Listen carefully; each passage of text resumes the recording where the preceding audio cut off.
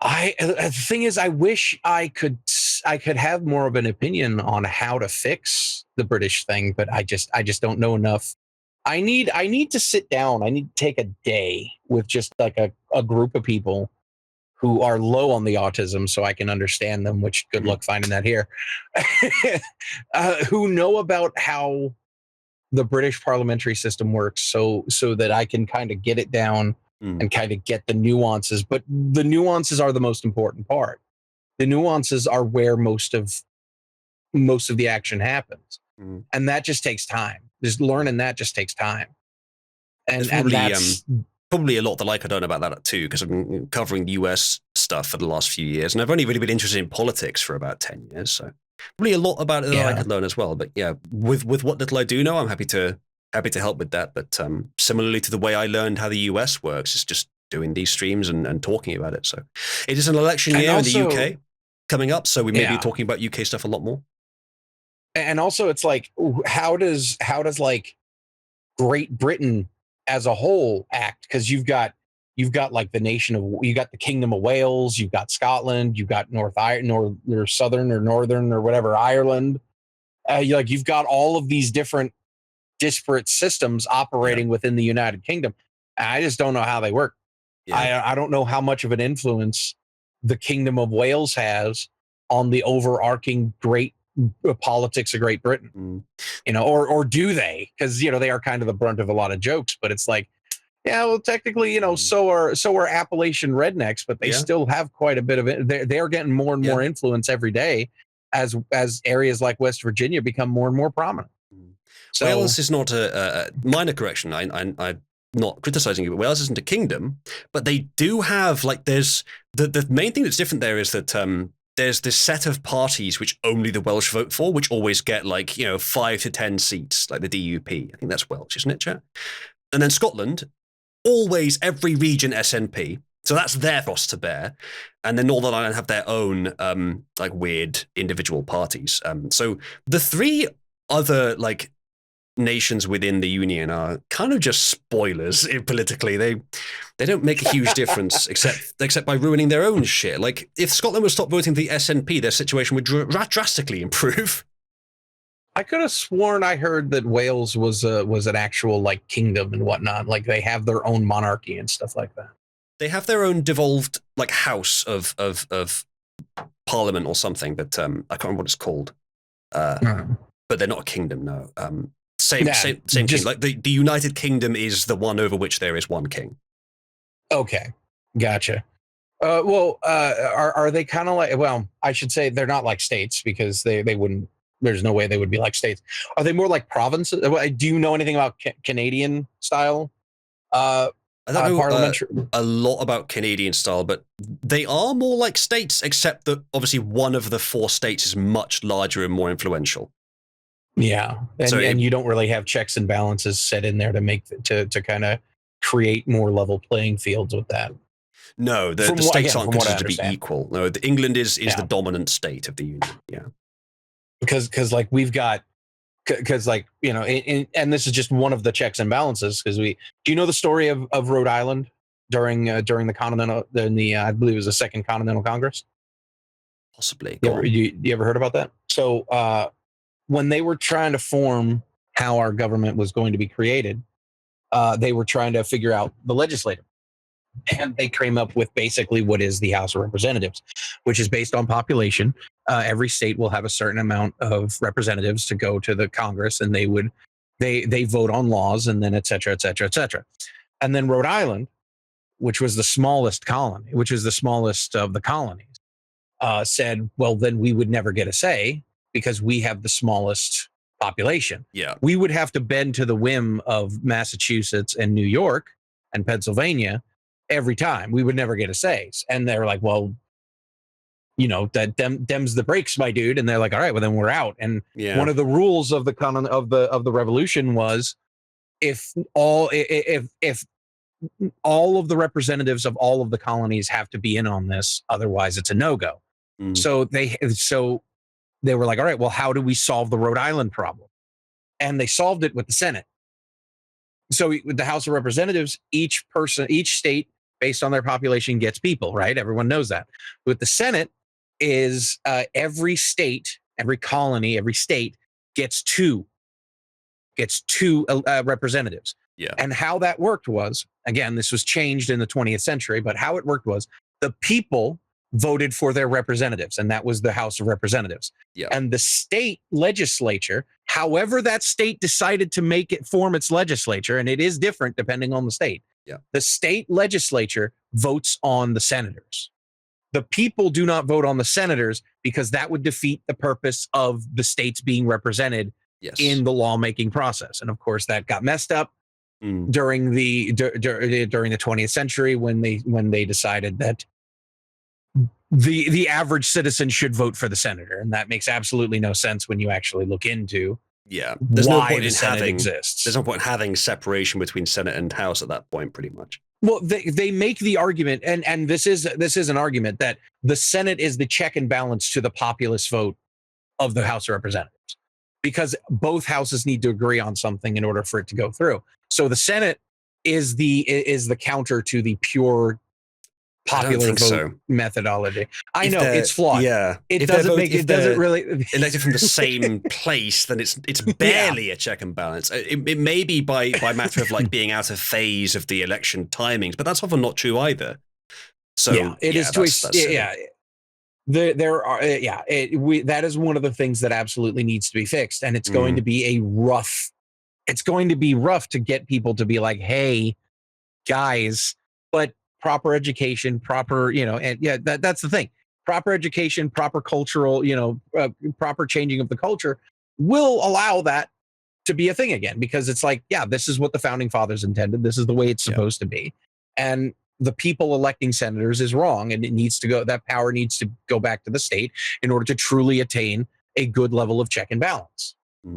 And I am sure it will happen. It may not happen in my lifetime, but y'all's most likely.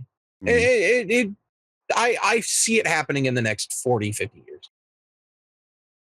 But anyway, sorry. So I think the UK system has less built-in protections against tyranny of the majority, which is one point very much in the US system's favor.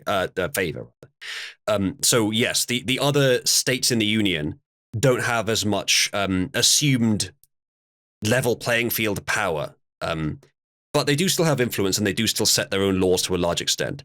But the England is just so much larger and more influential than the others that sort of naturally happens.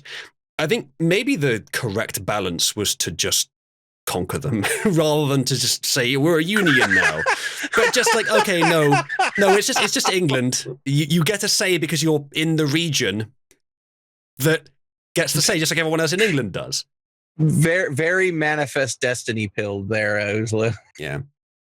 I think I get that they wouldn't have agreed, but it's not their choice, is it? England is the more powerful nation, and trying to pussyfoot around that in our explanation of how democracy is structured centuries after, I think like a couple of centuries after we made the choice we're just going to be a union. Like, we have the significantly more power, and any other system is just going to cause misrepresentation of that fact or reduction of that fact, I guess. Like improper allocation of power by an attempt to say, well, technically they're separate states. Cornwall wants to be their own state, like the Southwest wants to be its own state, but it's not. Therefore, it doesn't have its own like house of bullshit or where they can make their own laws.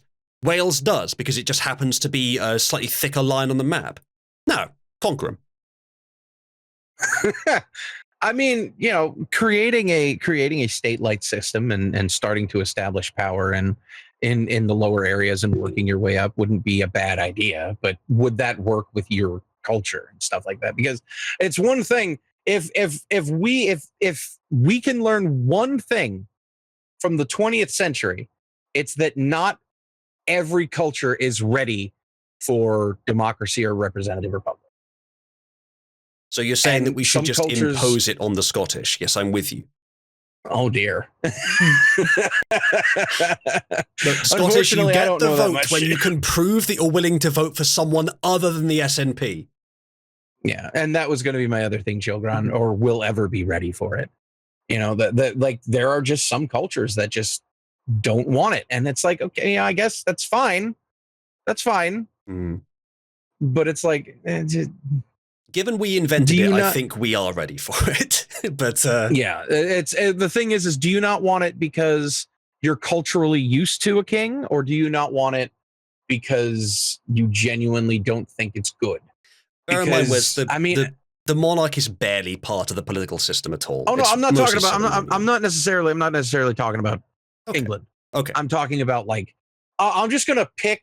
I'm just gonna pick a random country with a king, completely random. Jordan, for example, completely randomly chosen. Okay. It's like, do you like having the king because you like having the king, or oh no?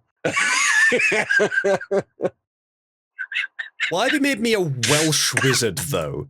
Like, conquering Wales, yes, but that's a stupid flag. I was shown recently the South Park episode with Disney, the make it dumb, put a chick in it and make her dumb and gay. it's like make the wizard, make the dragon pink. Make the country pink. It's a pretty accurate pink, actually. It's not far off the right pink. AI often gets that wrong. Yeah, and that's like, do you like having that king because that's what you're used to and that's what you know? Or do you like having, or do you genuinely think that's the best way to run your country? Well, I'm sure Jordanians like having that queen, eh? Yeah, they do. No, but seriously, it's like, don't get me wrong. The King of Jordan is cool. He's the guy who was on that episode of Voyager. Yeah, he was the big sci-fi fan. Like he was the guy who did a lot of good, and that's fine. But what about the next one? Yeah, and that's the thing, and it's like, sure, but that's been the flaw of monarchy since there have been monarchies since the birth of human civilization. You get the great leader and he does great things and everything is great, and then a son takes over, and the son is a deviant who spends all of his time and money gambling and whoring and eating the treasury away, and then things go to shit real fast. Well, assume that the king is great and brings up his child really excellently, and there's no issue there. First kid was born a psychopath. Too bad. Oh yeah, Can happen quite easily. Yeah, but that's the problem, and unfortunately, that proven that we don't need to go into that, because history has proven that issue with monarchies for literally thousands of years. Now, monarchies in every type, but that's the thing. It is, the long and short of it is, as an American, it's not my business to decide what type of government Jordan should have. It's not my business to decide what type of country Saudi Arabia should have government. And guys, it's not my oh God. Maybe a bit too much of a floral display on the hat. I'm not sure what that's come from, but otherwise that's fantastic. It's not my business as an American to decide what type of government Ukraine or Russia or China or Taiwan or any of these other nations that are in question or will be a question in the future should have. Should be up to the Chinese people, the Russian people, these types of things. Now, if they ask for our help, that's another story. But again, who is they? How do we decide who they is? It's like my end thoughts is, again, when our coffers are full, when our social issues are low, when our trust of our governmental representatives are high, when our people are clothed and housed and fed, then we can start dealing with other nations. We can start dealing with the issues of other nations. Until then, no, we have to deal with our own problems first. Yeah, indeed. We have to clean our proverbial rooms on a national level. Yeah. That I think is the biggest problem. Yeah, indeed. And I'll say that, and I promise you, Wes, that I don't say this out of any allegiance to the fact that my country is technically a monarchy, but I don't believe that monarchy is a lot worse than democratic systems. I think it's just a step down. Democratic systems are a set of additional rules that we agree on to reflect the will of the people up through worthy representatives, but that is ultimately, via different means, what monarchy is. If people really don't like the king, they will kill him.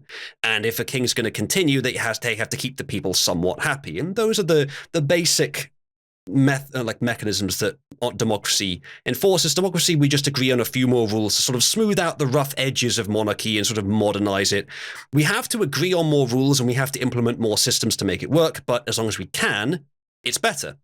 And just a tick up better. As I believe Churchill said, that it's terrible system, but the best of all that we've tried. I think the way we have it in the UK, where the monarch is not necessarily intervening very often, I think probably there are a few times they should, but where they don't intervene very often, you can say that essentially we are a democratic country in the same sense that the US is, although the US obviously is republic. There's not a huge number of differences there. Again, as I've been saying a lot lately, context. You not context, but intent. Intent is one of the most important things, and there is an inherent difference in intent when it comes to governmental running. When it comes to the United States and Great Britain, and with the United States, operationally, yes, we operate very similarly, but intent, especially, again, read the Declaration of Independence, read the Constitution, stuff like that. Read the conversations between the founding fathers, and read a lot of the things that were written, both pro and against federalism, anti-federalism, the Federalist Papers, stuff like that. Go back and look at a lot of the things that were written there, and you will see that there is a very clear differentiation. Again, it's the difference is the United States government acknowledges that you have these inalienable rights, and it will say that we are illegitimate if we violate these rights in any way, shape, or form. And yes, because the current United States government violates your Second and Fourth Amendment rights, it is technically illegitimate. I am not denying that, and because of that, it does need to be overthrown in a certain way.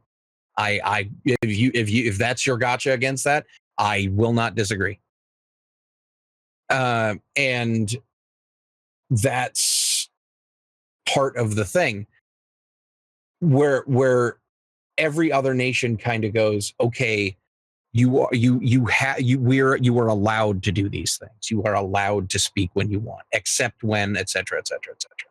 So again, I'll give you an example, like with Jordan and Saudi Arabia, you are allowed to say what you want unless it's disparaging of the king. Stuff like that. And that's one of the reasons why. And it's like, well, that can happen in the United States. It's but again, intention. The purpose of the government is to uphold these rights. And if they no longer do that, it is no longer legitimate. That's in our founding documents. And it is the responsibility of the American people to overthrow that government and instate a new one that does ensure those rights again, ensure and protect those rights.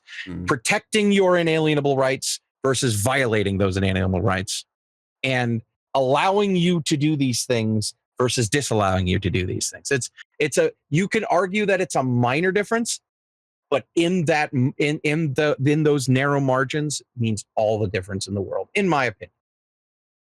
Yeah, I could agree with a lot of that, and I think there's some very interesting, nuanced sort of compare and contrast conversations we could have on this. Whereas we could go on, but I think I'll aim to wrap up the stream soon. We're 3.5 hours in. And go on. But yeah, that's one of the reasons why I want to learn more about how the parliamentary system works, and I've been trying to learn more about how the Canadian system works, and I also want to learn how the Australian system works. And on a back burner, I want to learn how the Indian system works, because I've been told that the Indian system is pretty interesting too, although it's absolutely rife with corruption. So that's why I said it's back burner. Yeah. Basically, I want to learn how all of the offshoots of Great Britain work and compare and contrast. Yeah. Because in the end, that's what all of this is. Mm. All of it is offshoots of the British system, which is an evolution of the ancient Roman system. So I want to learn how all of these work. And because somewhere in this miasma, somewhere in these incredible complexities are solutions somewhere. You just have to find them, and that takes work.